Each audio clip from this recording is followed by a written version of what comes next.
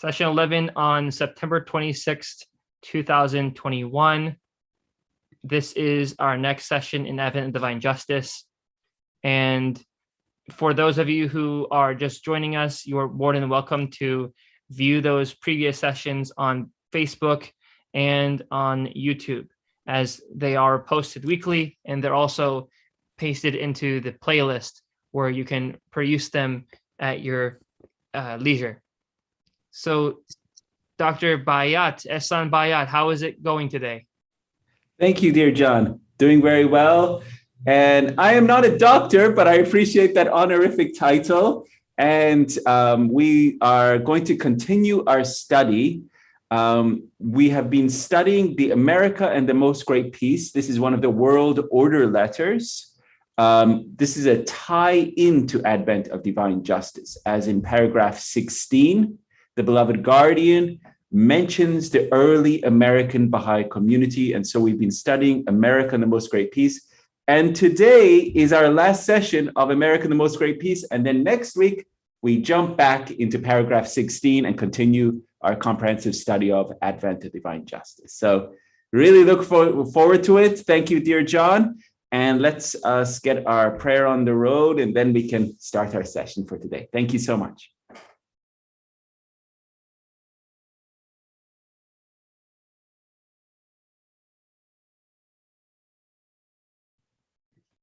Oh my God, thou seest me in my lowliness and weakness, occupied with the greatest undertaking, determined to raise thy word among the masses and to spread thy teachings among thy people. How can I succeed unless thou assist me with the breath of the Holy Spirit? Help me to triumph by the host of thy glorious kingdom, and shower upon me thy confirmations, which alone can change a gnat into an eagle, a drop of water into rivers and seas, and an atom into lights and suns. O my Lord, assist me with thy triumphant and effective might, so that my tongue may utter thy praises and attributes among all people, and my soul overflow with the wine of thy love and knowledge. Thou art the omnipotent, and the doer of whatsoever thou willest.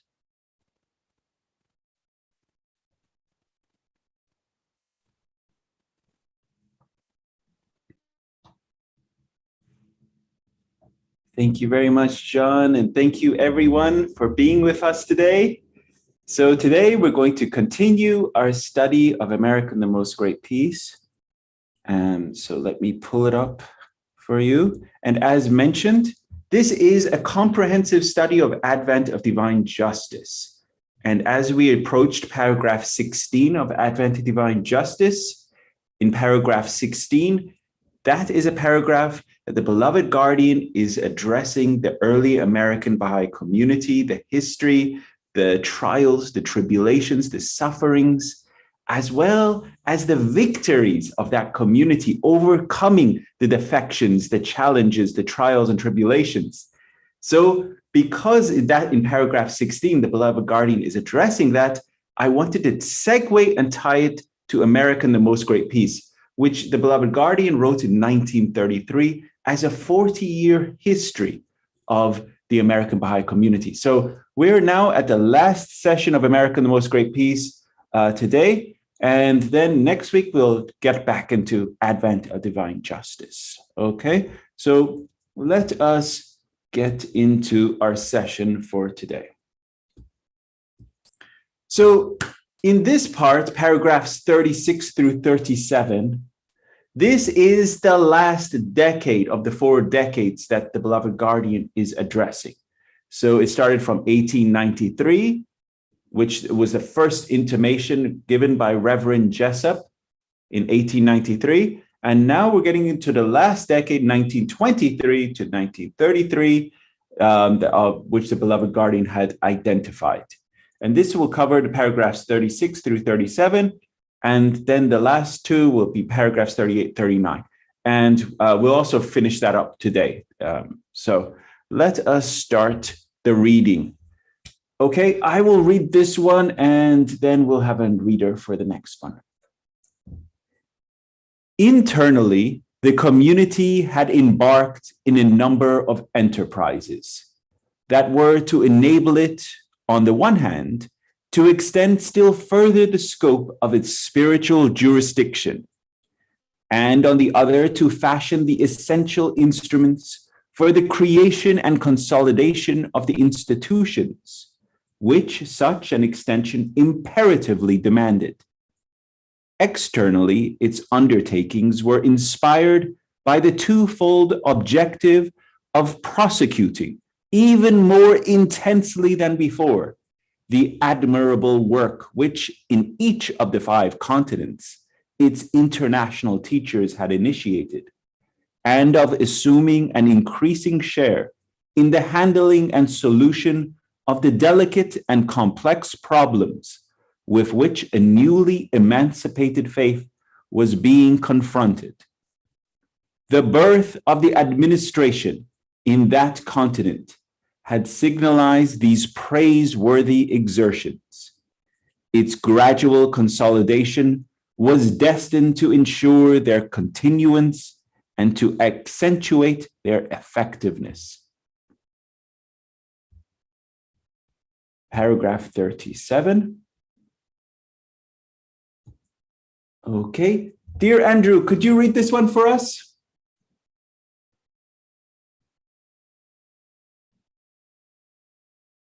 I can attempt to. Just a moment, please. Of course. Thank you.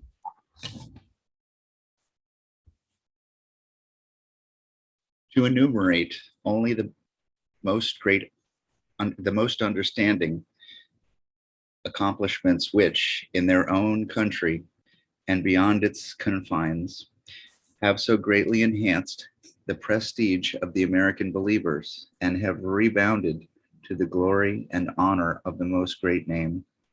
It is all I can presently undertake, leaving the future generations to the task of explaining their import and of affixing a fitting estimate to their value. To the body of their elected representatives must be attributed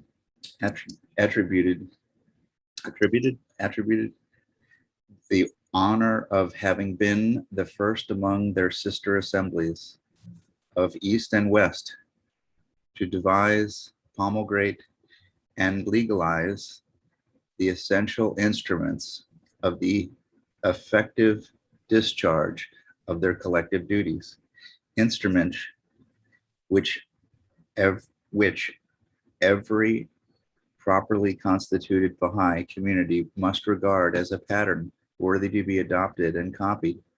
To their efforts must likewise be ascribed the historic achievement of establishing their national endowments upon a permanent and unassailable basis, and of creating the necessary agency of the formation of those subsidiary organs whose function is to administer on behalf of their trustees such possessions as these may acquire beyond the limits of their immediate jurisdiction. Excellent. Thank you, dear Andrew. That was quite hard reading. Thank you. By the weight of their moral support, so freely extended to their Egyptian brethren, they were able to remove some of the most formidable obstacles which the faith had to surmount in its struggle to enfranchise itself from the fetters of Muslim orthodoxy. Through the effective and timely intervention of these same elected representatives, they were able to avert the woes and dangers which had menaced their persecuted fellow workers in the Soviet republics, and to ward off the rage which had threatened with immediate ruin one of the most precious and noblest of Baha'i institutions. Nothing short of the wholehearted assistance, whether moral or financial, which the American believers individually and collectively were moved to extend on several occasions to the needy and harassed among their brethren in Persia, could have saved these hapless victims of the consequences of the calamities that had visited them in the years following Abdu'l-Bahá's ascension. It was the publicity which the efforts of their American brethren had created, the protests they were led to make, the appeals and petitions they had submitted, which mitigated these sufferings and curbed the violence of the worst and most tyrannical opponents of the faith in that land.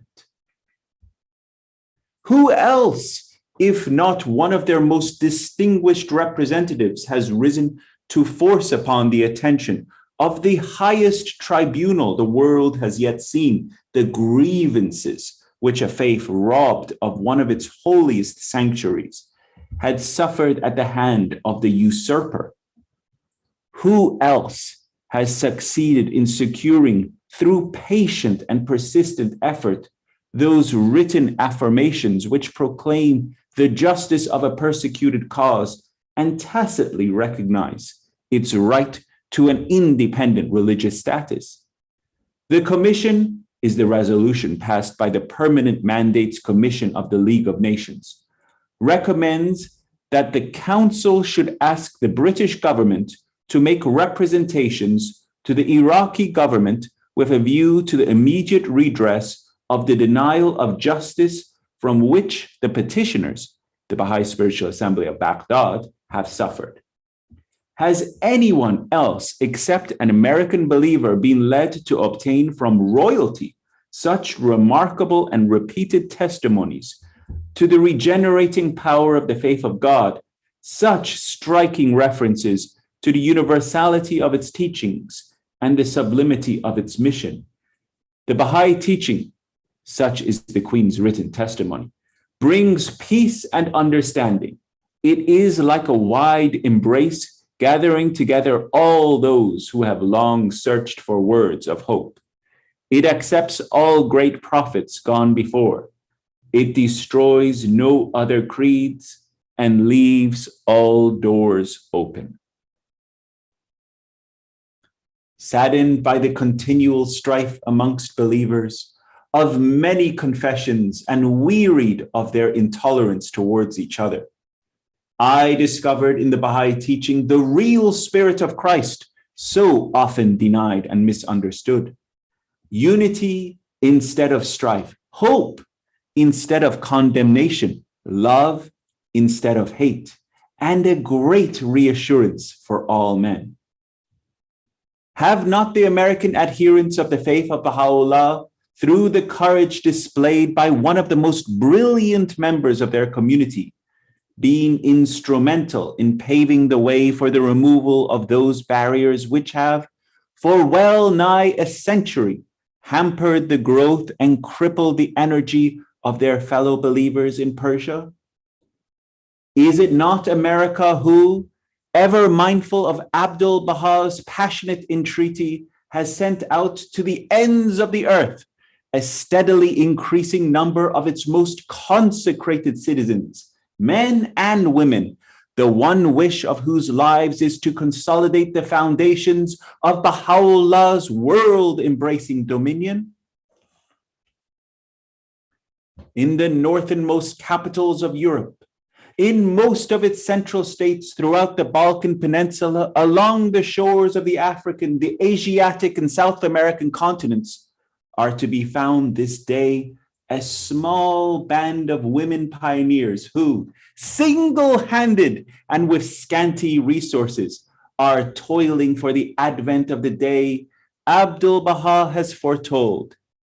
Did not the attitude of the greatest holy leaf, as she approached the close of her life, bear eloquent testimony to the incomparable share which her steadfast and self-sacrificing lovers in that continent had in lightening the burden which had weighed so long and so heavily on her heart?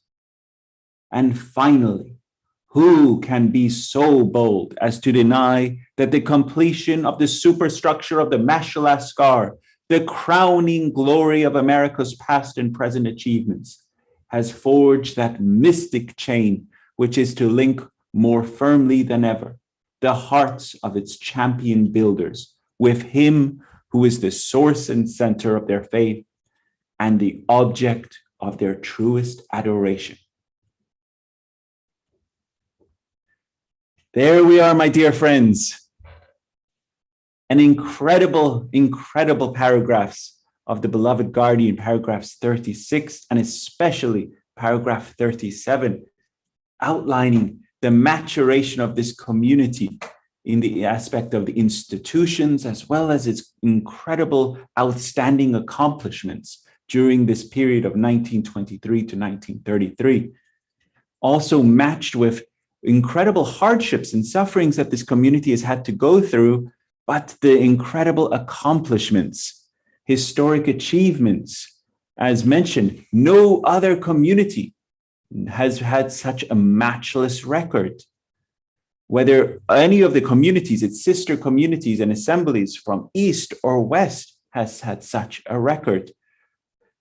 So in these paragraphs, the beloved guardian is highlighting on these accomplishments. So let us now get into some of the analysis of these paragraphs. Okay, this American Baha'i community developed legal instruments for the establishing communities on sound basis, and they were used to be applied worldwide.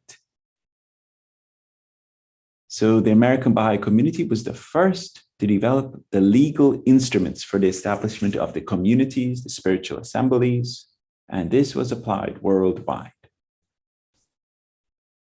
The American Baha'i community aided their Egyptian brethren to enfranchise itself from the fetters of Muslim orthodoxy.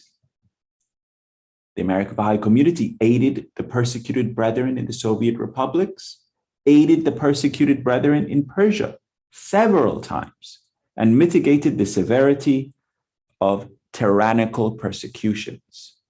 We're going to explore these aspects much more also in Advent Divine Justice, because the beloved guardian again mentions the incredible qualities and heroism of this community in Advent Divine Justice, their accomplishments, and actually mentions all of these different heroisms that and accomplishments in Advent Divine Justice again.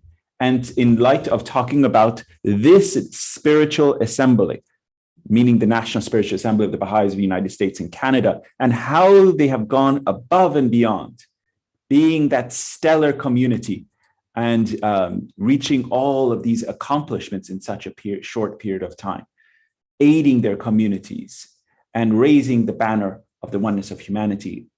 So this is just a list that the beloved guardian mentions in American the Most Great Peace, and he again mentions it in Advent Divine Justice, which we're going to, in much greater detail, explore.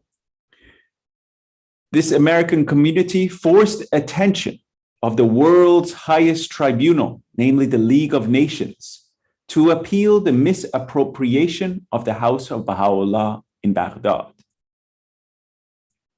The American believer, Miss Martha Root, obtained written testimonials from Queen Marie of Romania. This American Baha'i community completed the superstructure of the Mashal Askar, forging the link between the American believers and the center of the faith.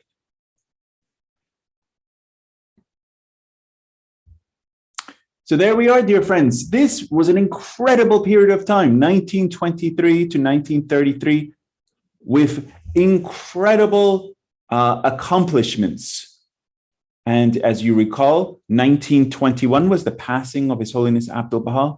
And during that past period, we talked about the tablets of the divine plan and how that new energy that was injected into this American Baha'i community caused these souls to suddenly spur and suddenly arise to new levels of sacrifice and really was Miss Martha Root and a handful of others, great souls that suddenly arose and went pioneering all around the world, different places, different cities and different countries, and really took the faith and the banner of the cause to all of these communities.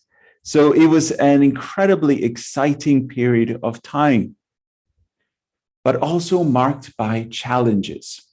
So let us now go through these paragraphs a little bit more in detail.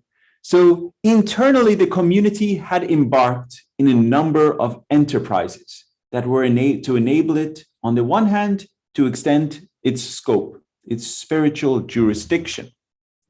But on the other, it was to fashion these essential instruments. And what are these instruments? Namely, the institutions. So now, on one hand, it had extended its scope, its spiritual scope, but it was also working on the institutions, crystallizing them. The creation and consolidation of the institutions, where such an extension imperatively here means it was obligatory, it was demanded it. So this was necessary. Externally, its undertakings were inspired by the twofold objective of prosecution even more intensely than before, this admirable work which in each of the 5 continents its international teachers had initiated, and of assuming an increasing share in the handling and solution of the delicate and complex problems with which a newly emancipated faith was being confronted. The birth of the administration in that continent had signalized these praiseworthy exertions. Its gradual consolidation was destined to ensure their continuance and to accentuate their effectiveness. I just want to share an insight when we're talking about this new fledgling faith, this faith that has just emerged onto the scene. And also when we're getting and talking about the processes of integration and disintegration, this great institutions of the past faiths are like these great trees, great trees, and they have great boughs and huge, but the soil that and foundation of these trees, their soil and the trees over time have lost their savor in the sense. The soil has lost their ability to provide nutrition for that tree. So this great tree that once was, the soil is no longer providing the health to that tree. So the tree itself has lost its ability to not only grow, but it's lost its ability to provide that aspect of sanctuary. It is no longer there. So Baha'u'llah, in his infinite love and guidance for humanity, has realized that this soil has lost its savor. So he has moved his hand and he has provided new soil in this day and age. And this soil, he has now planted the seed of faith. And this is what is the process of integration in the sense of the community working to bring this new life in this faith of God and working to bring this community to raise its capacity. And as an organism mentioned, that this is the working to bring this in collaboration and the institutions, the Baha'i community life, and working for this little new sapling to grow. And so very briefly, when all these chaotic periods happen, we talked about it in Advent Divine Justice when we talked about World War I, the impending convulsions leading up to World War II. It is literally like the entire ground shaking, And so, but what happens?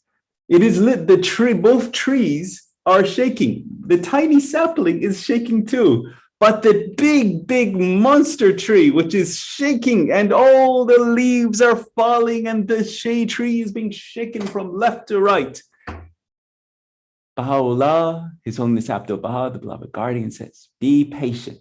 Know the crisis that is coming. Understand what is coming. Stay strong and work and collaborate and stay focused, because this is the impending convulsions. So we're going to be getting into all of that, and we're going to be talking about all of that. But I wanted just to address it very briefly, as we're going to be getting into all those subjects of the integration and disintegration. That was just a very brief segue I wanted to touch on, because we're going to be talking a lot about these twin processes of integration and disintegration.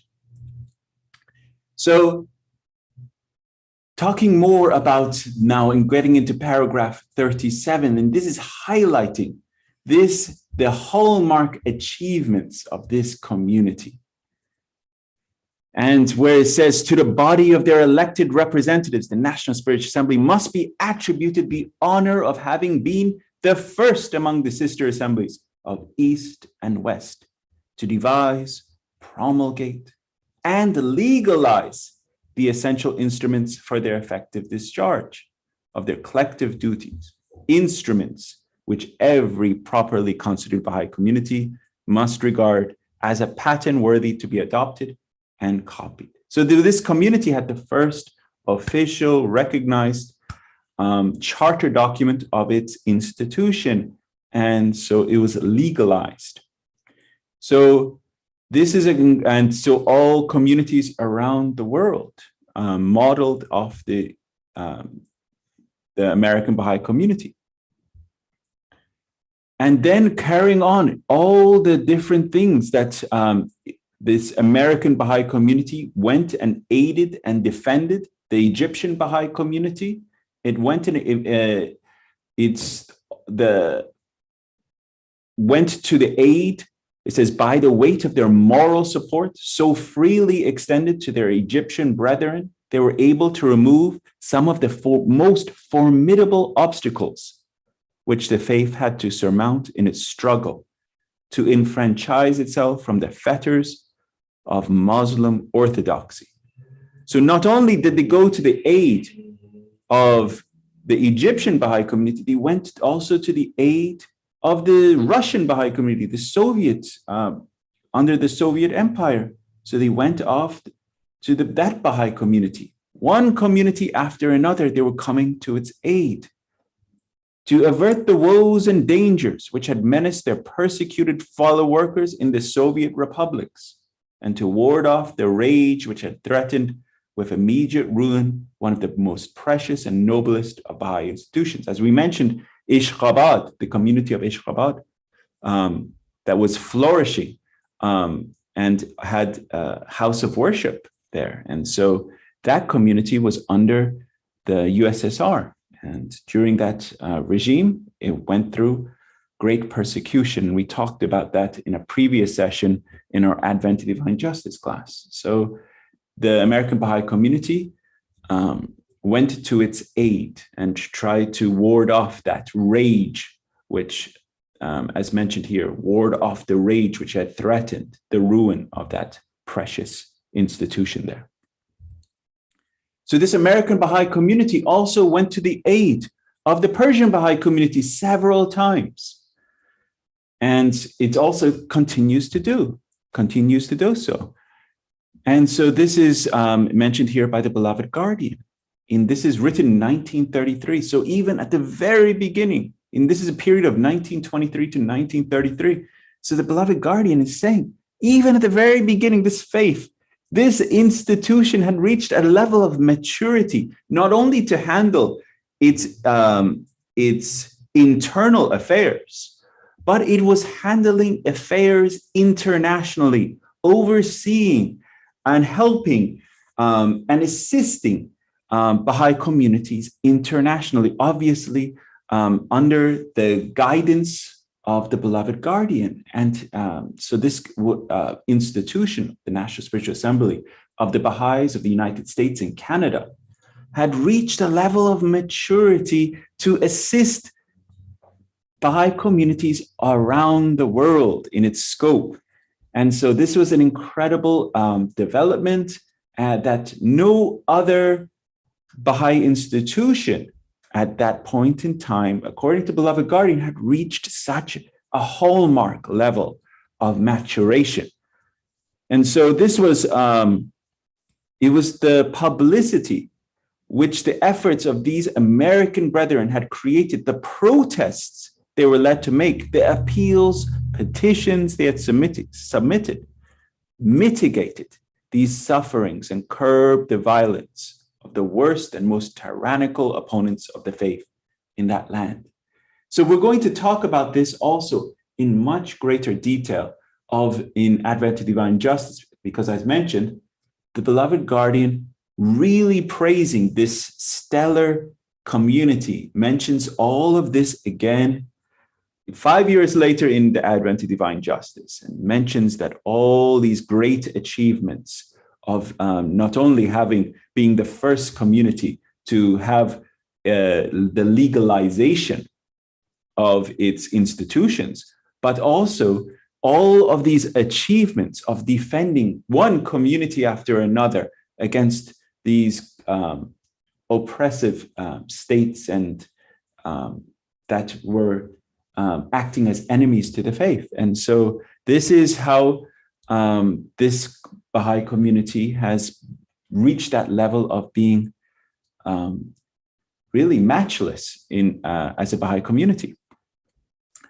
So here again, who else, if not one of their most distinguished representatives, has risen to force upon the attention of the highest tribunal? So when here, anything in red, I've gone and made a slide to it. So who is the Beloved Guardian saying who else? So let's find out.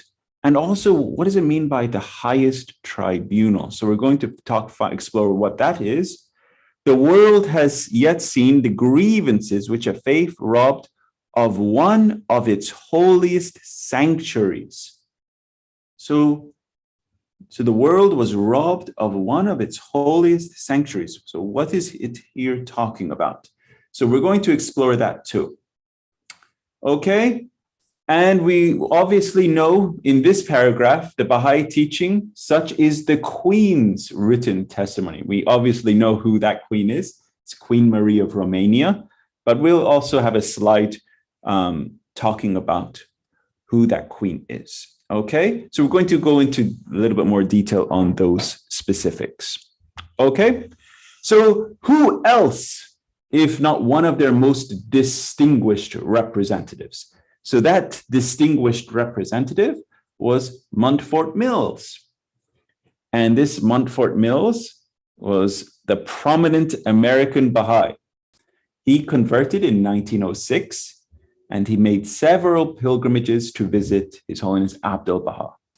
And in 1922, he was one of the Baha'is consulted by Shoghi Effendi about the future development of the faith. He was extensively involved in the development of Baha'i administration in North America and served on both the Baha'i Temple Unity Executive Board and the later National Spiritual Assembly. A lawyer, it was he who prepared the Assembly's Declaration of Trust and Bylaws in 1927, which became the model for similar documents in other countries. He prepared the legal appeals concerning the House of Baha'u'llah in Baghdad and also represented the Baha'is at various international gatherings. What an incredible soul. So all the charter documents of the institutions all around the world, the legalization, he was the first to prepare the Declaration of Trust and Bylaws in 1927. Mr. Montfort Mills. And he also was the one who prepared the legal appeals concerning the House of Baha'u'llah in Baghdad and represented the Baha'is at various international gatherings to defend the Baha'i communities in different areas. What an incredible soul. So the highest tribunal the world has yet seen, as mentioned in paragraph 37, this is in reference to, this is in reference to the League of Nations. So what we have already witnessed in connection with the latest developments, this is from the beloved guardian, regarding the case of Baha'u'llah's house in Baghdad, affords abundant evidence of the truth of the observation that has just been made, in its initial stages appearing to the superficial observer as a petty dispute submitted to an obscure and antiquated Shiite court. The case has gradually evolved into a paramount issue engaging the attention of the highest tribunal of Iraq. In its latest stages, it has gathered such strength, secured such publicity, and received such support from the chancelleries of Europe as to become a subject fit for the consideration not only of the specific international commission ultimately responsible for the admiration of mandated territories, but of the leading signatories of the covenant of the League of Nations that are represented in the Council of the League itself.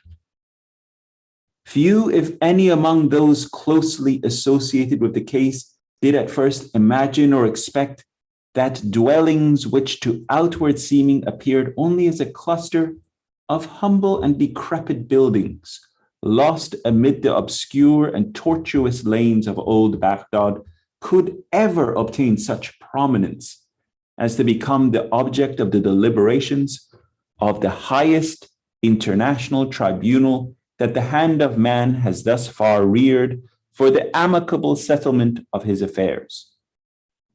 Whatever the decision regarding the petition submitted to it by the Baha'is of Iraq, and none can deny that should its verdict be in our favor, a triumph unparalleled in its magnitude will have been achieved for our beloved faith. The work already accomplished is in itself an abundant proof of the sustaining confirmations that are being showered upon the upholders of the case from the realm on high.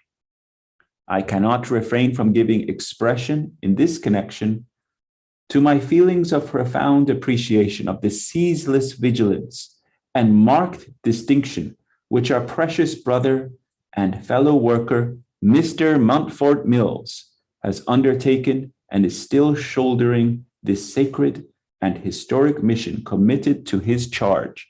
His unremitting labors, despite ill health and domestic anxieties and cares, are worthy of the highest praise and will be gratefully be recorded in the annals of this immortal cause. There we are, dear friends, beloved guardian writing. This is captured in Baha'i administration. So Montfort Mills went to the defense, and through petition after petition after petition, appeal after appeal for protection of the House of Baghdad, the House of Baha'u'llah in Baghdad, it eventually went all the way to the highest tribunal in the world, namely to the League of Nations. And the beloved guardian writing here said, whatever the decision regarding the petition submitted to the Baha'is of Iraq, whatever the decision, he says, a triumph unparalleled in its magnitude will have been achieved for our beloved faith. It says the work already accomplished is in itself an abundant proof of the sustaining confirmations that are being showered upon the upholders of the case from the realm on high. So what an incredible accomplishment. So this was through the hard work and sacrifice of Mr. Montfort Mills to defend the faith.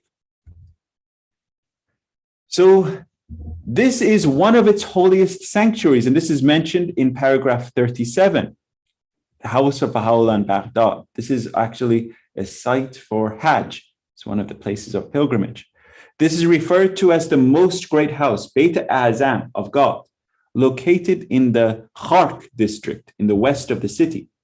The house is a large but simple mud brick structure of 2 to 3 stories surrounding a central courtyard. It was at first rented by Mirza Musa, Baha'u'llah's faithful full brother, whilst Baha'u'llah was in Kurdistan.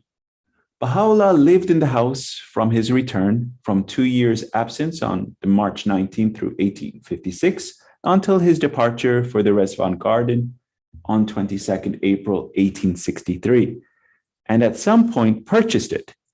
It was here that he both wrote most of his early writings and received the increasing throng of visitors who recognized his role as the premier Babi leader.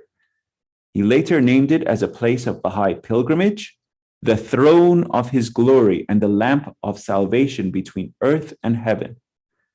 And specific rites of pilgrimage were detailed. So this is a site of pilgrimage. And this is what it looks like. This is the House of Baha'u'llah in Baghdad. Here's one of the caretakers that was standing outside of the House of Baha'u'llah in Baghdad. So this is the layout of the courtyard and the different rooms, the stairs, room towards the north. This is the room of His Holiness Baha'u'llah. This room has 9 windows on both sides. And this, as you can see, this is the physical map layout. The blue dot with the dashed lines over here, from which the picture below is taken. In the picture below, you will see numbers 1, 2, and 3. These correspond to the rooms, to the numbers in the floor plan. Number 1 is where the staircase to the upper floor is. So staircase to the upper floor. Number 2 is the hallway leading to the room of Abdul Baha. And number 3 is the banister in front of the room in which the Blessed Beauty occupied. Number 4 on the image depicting the floor plan of the house is where they most likely stored their censers. So this is number 4, place for censers. Censer is a type of vessel that is commonly used to burn incense, but they vary greatly in size, shape, design, and are used for various purposes. It is likely that the censers in the House of Baha'u'llah were used for heating or for boiling or keeping boiled water for tea hot. So this is where I guess their samovars and things of that nature were placed. So this is the different rooms that you can see in the House of Baha'u'llah. The room of the beloved master, room of His Holiness Baha'u'llah, and the courtyard that we saw in the previous slide, right here. This is the courtyard, the inner courtyard right here. So there we are. This is the, as mentioned, this is the one of its holiest sanctuaries, House of Baha'u'llah, Beit Azam, the most great house. And it was in the courtyard of this house that the Shia Kurds who came to cause trouble were invited in by Baha'u'llah. It was also outside this house that the large number of residents of Baghdad had gathered, or rather rushed forward from all directions, both friends and strangers, lamenting, crying, and grief-stricken as Baha'u'llah was leaving this house, as he had once again been banished. So it was this house, if you recall your history, that when he was being banished, that the entire throng of people came and rushed to. And it was this house that they came and to appeal and to really see their last sights of Baha'u'llah. Baha'u'llah prophesied that the house would later be so abased by the infidels as to cause tears to flow, but that God would eventually exalt it, causing it to become the standard of his kingdom. And here you can see on the right, it was eventually destroyed This was eventually, this you can see is going, it was parts, you can see this wall was eventually destroyed and went into disrepair. After Baha'u'llah's departure from Baghdad, the house was held in the name of various custodians and allowed to fall into a state of disrepair. At the time of the establishment of the British Mandate over Iraq, 1920, Abdul Baha authorized extensive restoration work under the supervision of Haji Mahmud Qasabachi. That this activity attracted the hostile attention of local Shias, and after the death of the old custodian, they sued for possession. This was in January 1921. In the proper deeds, the Shia religious court found against the Baha'is. A lengthy and complex legal struggle then cowed, which took the case through the Iraqi courts and then through the work of Montfort Mills to the Permanent Mandates Commission and Council of the League of Nations. The upshot was twofold. The Iraqi authorities first took possession of the house in February 1922 and subsequently handed it over to the Shias in November of 1925, who have remained in possession to the present day. It is now used as a place to commemorate the sufferings and martyrdom of the Imam Hussein. Enormous international publicity and sympathy was generated for the Baha'is, who were regarded as having suffered a considerable injustice by the League authorities with the attainment of Iraqi independence in 1932, and international interest in the case dropped. So this was the outcome of that commission. So the ownership eventually went over to the Shias, but it was through the enormous effort of Montfort Mills, it was enormous international publicity and sympathy were generated for the Baha'i community. So here's just a general chronology of the events that took place, and I've cited all the citations you can see here. The possession of the House of Baha'u'llah in Baghdad was seized from the Baha'is illegally by the Shia enemies of the faith, and it has not been returned. So you can see, and it was predicted that the house will become a center of pilgrimage. This was in 1920. 1924, the Supreme Court of Iraq decided against the Baha'is in the dispute over Baha'u'llah's residential house in Baghdad. The house had been in the possession of the faith for 30 years. The decision overturned the verdicts of two lower courts. Then in 1928, the case of the Holy House in Baghdad was brought before the League of Nations, Permanent Mandate Commission. The right of the Baha'is to the house was upheld. However, restitution was not made in spite of a concerted worldwide effort on the part of the Baha'is.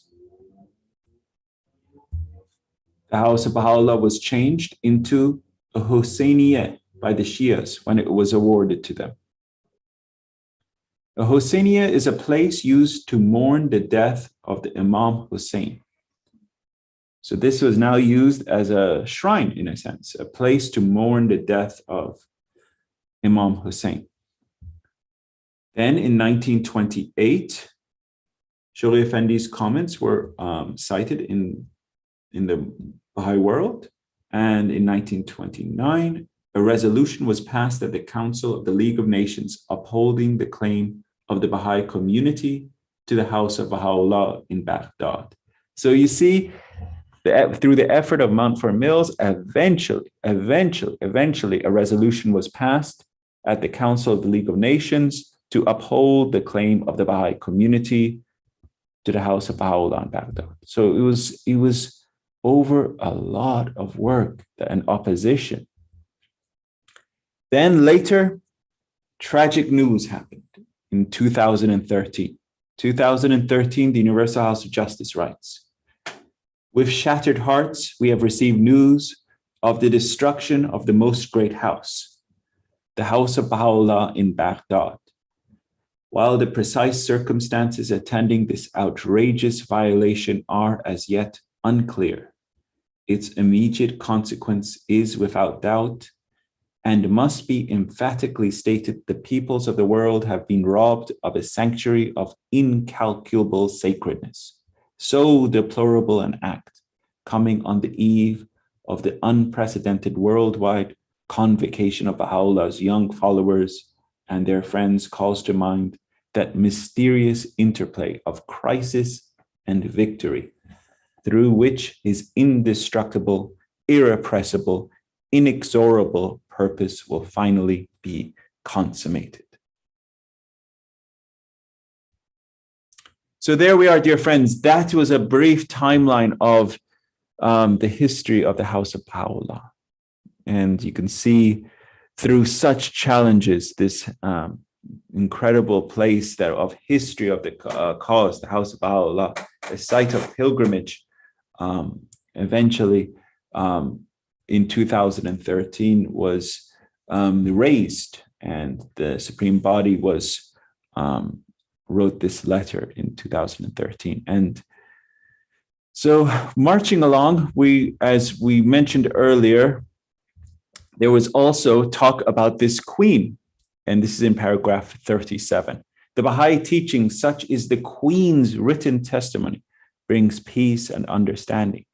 So this queen, as mentioned, was Queen Marie of Romania. And so we're just going to go back to our slides. I just wanted you to see where we were. So in paragraph 37, we talked about this queen. This is the Queen Marie of Romania.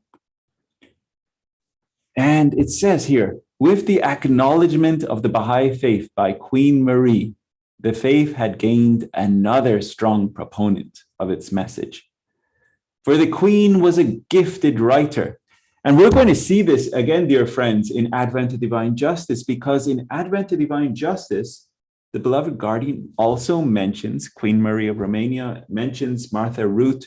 And so that we're going to be exploring that also in much greater detail and in Advent to Divine Justice. So that will be a rare treat for you to not only see some clips from her, who she was, as well as explore her life. How did she come to know of the faith, as well as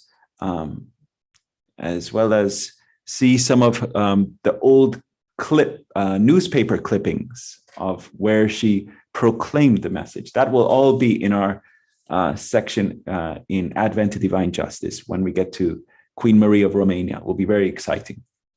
So carrying on, taking 2 hours every morning to work at this craft, she produced literature in a variety of forms, essays, articles, short semi-fictional pieces, biography, autobiography, history, playlets. Her broad experience in grand and unusual settings, her interaction with the Romanian people, her ties to almost all the royal houses of Europe, all had a romantic fascination for the reading republic. The Queen also wrote articles that were syndicated in more than 200 newspapers in the United States and Canada. Here she made her first public statements on the Baha'i faith, inviting readers to examine the teachings that taught love, unity, peace. The first of these statements appeared in May 1926, and others were published soon thereafter. Many of the statements were translated and published in China, Japan, Australasia, and other parts of the world. She was literally like Oprah Winfrey of her day, in the sense of whatever she said, the world ate it up. They loved her. She was super, super, super popular. And she had a column, a newspaper column, and called the Queen's Council. Let me see. This, you see on the left? That's called the Queen's Council. This is a newspaper clipping of that day and age. And she was super popular. So she would write in these syndicated columns, and they would be published in hundreds of newspapers, not only in the United States, but that was sent around the world. And prior to her even declaring as a Baha'i, she had been writing in this column called the Queen's Council, and on myriad of different subjects. And when she learned of the faith, through Miss Martha Root. And Miss Martha Root had given her a copy of John Ebenezer Esselmont's great book, Baha'u'llah in the New Era. And so when that was presented to her, she stayed up all night reading Baha'u'llah New Era. And then the next day, she wrote her message. And her message was published. And so this is an extract from her message. And we're going to see her whole message coming up from that encounter. Queen Marie sent open letters to Canadian and American newspapers and publicly proclaimed her support of the faith. Her letter in the Toronto Star, 4th of May, 1926 reads, "It is a wondrous message that Baha'u'llah and his son Abdul Baha have given us. Love, the mainspring of every energy, tolerance towards each other, desire of understanding each other, knowing each other, helping each other, forgiving each other. It is Christ's message taken up anew, in the same words almost, but adapted to the 1,000 years and more difference that lies between the year 1 and today. If ever the name of Baha'u'llah or Abdul Baha comes to your attention, do not put their writings from you. Search out their books and let their glorious, peace-bringing, love-creating words and lessons sink into your hearts, as they have into mine. Seek them and be the happier." So this extract here was quoted by the beloved Guardian and published in the Baha'i World, Volume 2, page 174. So I wanted to see if I could actually come across this in the publications. And there it is. This is actually was published in the Cincinnati Enquirer in Cincinnati, Ohio, 4th of May, 1926. As mentioned, these things were cross-published in multiple locations. So I'm just going, So let me, John, if you could kindly read this one so everyone can hear this one also. This is from the article. Sure thing. An American woman brought me the other day a book. I spell it with a capital letter because it is a glorious book of love and goodness, strength and beauty. Your countrywoman gave it to me because she had learned I was in grief and sadness and wanted to help. Pause right there. So this countrywoman is Miss Martha Root. So this is because she's writing to United States of America. So he's saying this countrywoman gave it to me because she had learned I was in grief and sadness and wanted to help. That book is Baha'u'llah New Era. So this is what she's writing. Carry on, dear John. She put it into my hands saying, "You seem to live up to his teachings." And when I opened the book, I saw it was the word of Abdul Baha, prophet of love and kindness, and of his father, the great teacher of international good, will, and understanding, of a religion which links all creeds. Their writings are a great cry towards peace, reaching beyond all limits of frontiers, above all dissension about rites and dogmas. It is a religion based upon the inner spirit of God, upon that great, not to be overcome variety, that God is love, meaning just that. It teaches that all hatreds, intrigues, suspicions, evil words, all aggressive patriotism, even are outside the one essential law of God, and that special beliefs are but service things, whereas the heart that beats with divine love knows no tribe nor race. It is a wondrous message that Baha'u'llah and his son Abdul Baha have given us. They have not set it up aggressively, knowing that the germ of eternal truth, which lies at its core, cannot take root and spread.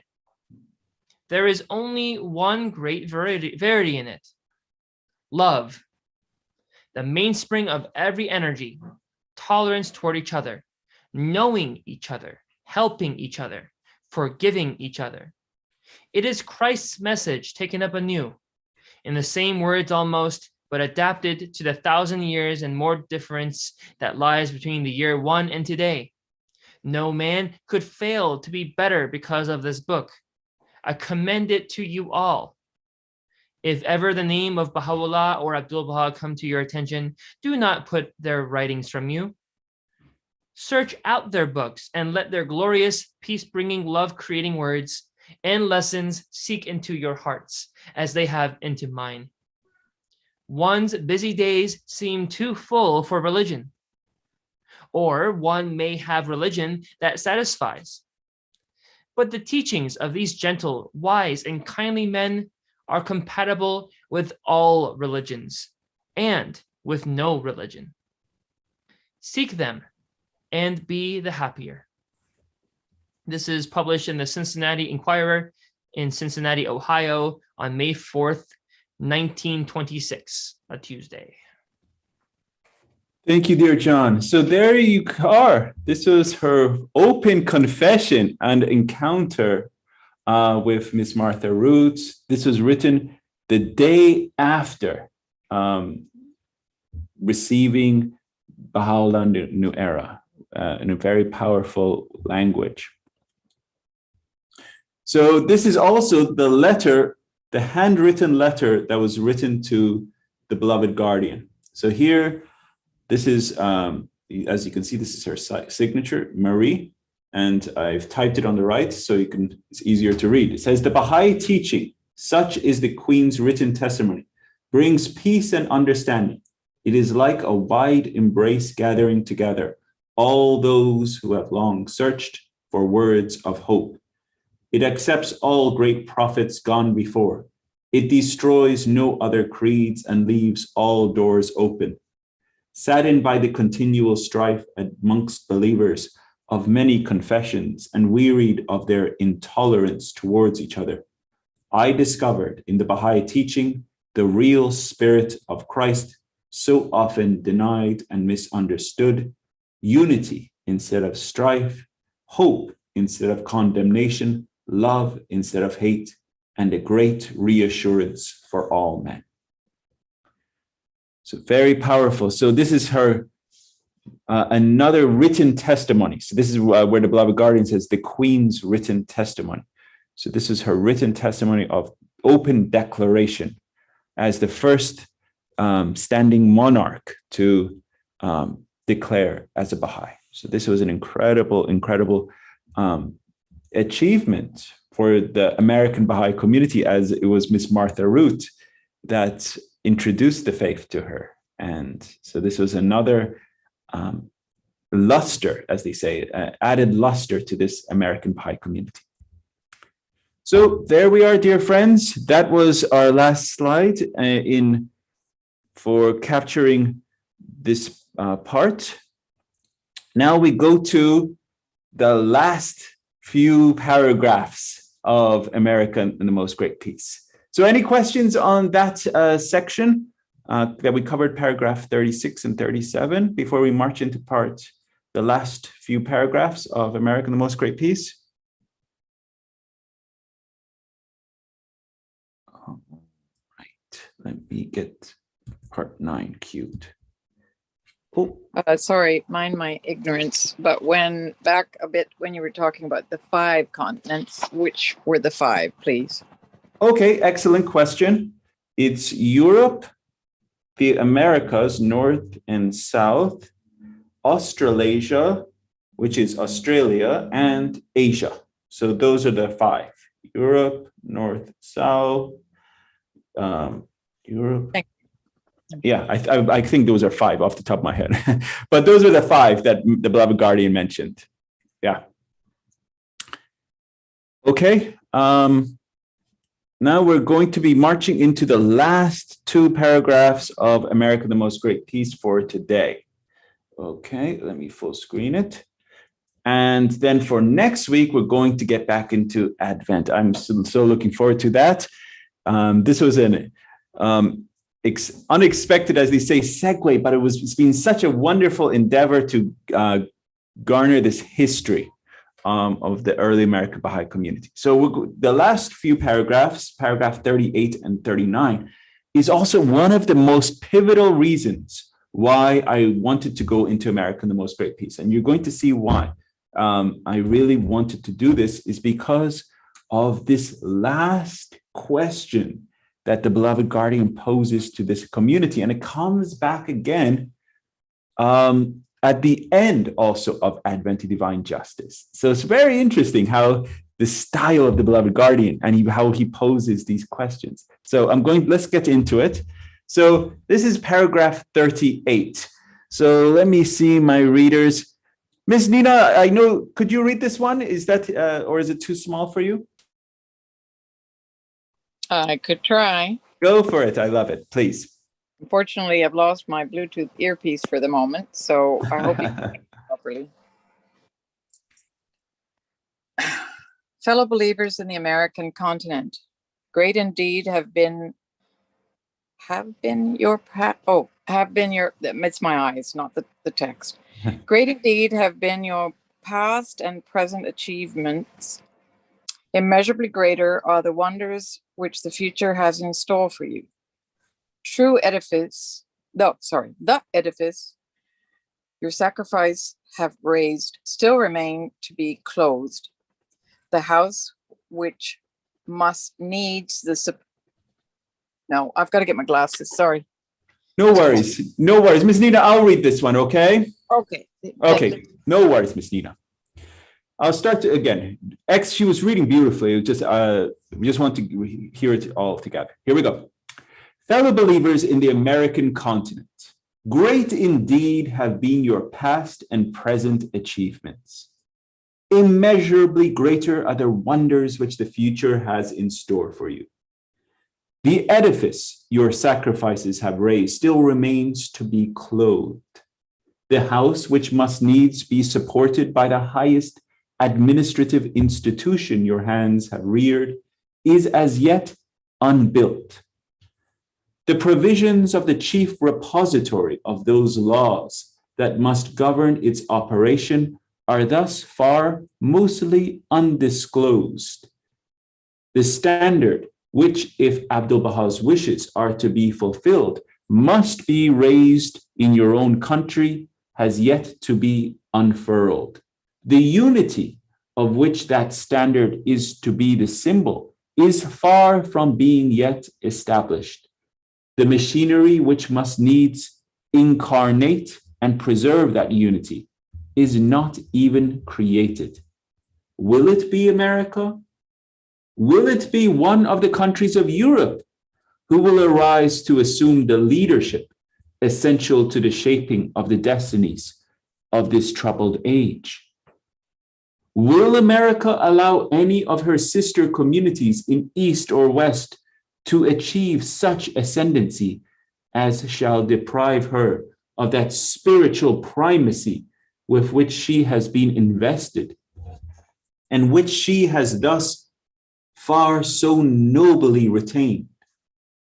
Will she not rather contribute by a still further revelation of those inherent powers that motivate her life to enhance the priceless heritage which the love and wisdom of a departed master have conferred upon her? Her past has been a testimony to the inexhaustible vitality of her faith. May not her future confirm it? Your true brother, Shoghi, Haifa, Palestine, April 21st, 1933. So there we are, dear friends. We read American, the Most Great Peace. In paragraph 38, the beloved guardian here in the opening stanza part is now saying, great indeed have been your past. These past 40 years, the beloved guardian has captured the 40 years of this community growing and maturing, overcoming crises, having incredible victories and accomplishments. Great indeed has been the past. And he's saying, your future will be immeasurably greater are the wonders which this future has in store for you. The edifice, namely the Mashal Asghar, your sacrifices have raised, still remains to be clothed. So the ornamentation of this house of worship needs to be done, saying the external ornamentation of the house. The house, which must needs be supported by the highest administrative institution your hands have reared, is as yet unbuilt, namely the institution, National Spiritual Assembly, this house. The provisions of the chief repository of those laws that must govern its operation are thus far mostly undisclosed. So the bylaws, the guidelines for National Spiritual Assembly have not been outlined. The standard which, if Abdu'l-Baha's wishes are to be fulfilled, must be raised in your country, as yet to be unfurled. The unity of which that standard is to be the symbol is far from being yet established. The machinery which must needs incarnate and preserve that unity is not even created. So not talking about spiritual assemblies here, have not the machinery of that institution. They have not been created yet. In this, will it be America? This is so profound, my dear friends, so important, and this ties in directly to the Advent of Divine Justice, where the beloved guardian poses these questions, very similar language in the last paragraphs of Advent of Divine Justice. This is why I wanted to come to this letter written 5 years earlier, so that you see the beloved guardian is calling upon America. He has praised America over and over and over and over again. Now he is challenging America, the American Baha'i community, and saying, will it be America? Will it be one of the countries of Europe? Wow. Who will arise to assume the leadership essential to the shaping of the destinies of this troubled age? Will America allow any of her sister communities in East or the West to achieve such ascendancy as shall deprive her of that spiritual primacy with which she has been invested and which she has thus far so nobly retained? Will she not rather contribute by a still further revelation of those inherent powers that motivate her life to enhance the priceless heritage which the love and wisdom of a departed master have conferred upon her?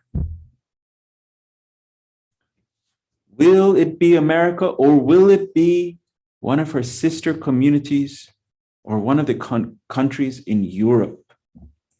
This is the question the beloved guardian is posing to the American Baha'i community. And that is something that, as every American Baha'i member in this American Baha'i community, this question should be foremost on your mind. Will America, as you, an American Baha'i, will you stand up? Will you do your part and play so that America will achieve its spiritual destiny?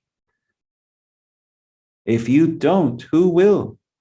The beloved guardian says, if American Baha'i community does not, it will fall to the other countries of Europe. It will fall and go to the sister communities in East and West. The American Baha'i community, we are standing on great shoulders. We've been hearing about all these great souls. We're standing on great shoulders. So we have a part to play. This edifice, the temple, the edifice still needs its exterior, namely the house of worship. The house of justice still needs to be reared. This is namely and the standard must be raised in the country. This is for the future of the American Baha'i community. These were the three things talking about the future of the American Baha'i community. Unity needs to be established. The machinery for the unity must be created. And this incredible question that at the end, in paragraph 38, the beloved guardian poses, will America maintain her spiritual primacy? Will America maintain her spiritual primacy? And that rests on every American Baha'i. Her past testifies to her faith, let her future confirm it. So let us go through these. Let me checking my time as always. Okay, we're great on time actually. So I think we only have maybe a few slides left, and then we will conclude our study of America, the Most Great Peace. It's been such a pleasure. So here we go. The house which must needs be supported by the highest administrative institution your hands have ever reared is as yet unbuilt. The provisions of the chief repository of those laws that must govern its operation are thus far mostly undisclosed. So here, what is this chief repository? So we're going to explore what that is. So the chief repository of those laws is in reference to the most holy book, the Kitab al-Aqdas. So here, the provisions of the chief repository of those laws that must govern its operations are thus far mostly undisclosed. Only a few extracts at that point in time had been translated by the beloved guardian. So, but at that point in time, the majority of Kitab al-Aqdas was untranslated. So now here we're going to see. The beloved guardian wrote, Shoghi Effendi, unique and stupendous as was the proclamation, it proved to be but a prelude to a still mightier revelation of the creative power of its author, and to what may well rank as the most signal act of his mystery, the promulgation of the Kitab al-Aqdas, alluded to in the Kitab al-Quran, the principal repository of that law, which the prophet Isaiah had anticipated, and which the writer of the Apocalypse had described as the new heaven and the new earth, as the tabernacle of God, as the holy city, as the bride, the new Jerusalem coming down from God, this most holy book, whose provisions must remain inviolate for no less than 1,000 years, and whose system will embrace the entire planet, may well be regarded as the brightest emanation of the mind of Baha'u'llah, as the mother book of his dispensation and the charter of his new world order. So there we are, dear friends. This is in reference, this right here, this chief repository of those laws that must govern its operations are thus far mostly undisclosed, is in reference to the Kitab al-Aqdas. And this standard is the unveiling of the laws of Kitab al-Aqdas, the Baha'i laws, the standard of the faith. So really, if you have any questions, that really will conclude our study right there of America, the Most Great Peace. I will close it off there. I know we were closing a little early for today, but next week, we're going to get back into Advent. And that was our, I guess, multi-session segue into America, the Most Great Peace. But this gives you the 40-year history from 1893 to 1933 that gives you an understanding of not only the incredible victories, but also the challenges, the setbacks, the defections that this early American Baha'i community had to face and had to overcome, as well as these incredible heroes and especially heroines that really championed the faith and took the faith to new heights and in such a tough period of time, and laid the groundwork for the American Baha'i communities. So truly, as always, very exciting. We're going to get into Adventist Divine Justice next week. So just want to thank every one of you for a wonderful session for today. And without any further ado, we'll have our closing prayer. Thank you very much, John, as always, and Jeremiah. And have a wonderful week, everyone. We are so grateful to have you here today. Thank you. Thank you as always. We have for us right now the prayer for the southern states on the screen. If anyone would like to say this prayer to close for today, it would be appreciated. I will. All right. Okay. Oh my God, thou seest me in my lowliness and weakness, occupied with the greatest undertaking, determined to raise thy word among the masses and to spread thy teachings among thy peoples. How can I succeed unless thou assist me with the breath of the Holy Spirit? Help me to triumph by the hosts of thy glorious kingdom, and shower upon me thy confirmations, which alone can change a gnat into an eagle, water into rivers and seas, and an atom into lights and suns.